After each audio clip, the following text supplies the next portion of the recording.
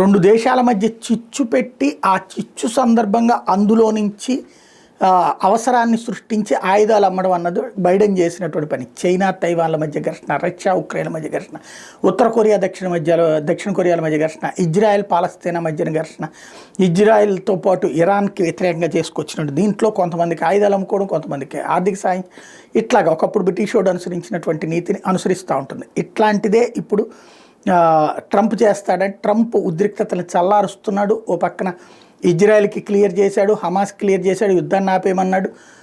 అదే సందర్భంలో ఇరాన్కి వార్నింగ్ ఇచ్చాడు. ఇటు పక్కన చూస్తే రష్యా ఉక్రెయిన్ యుద్ధాన్ని ఆపే ప్రయత్నం చేస్తున్నాడు.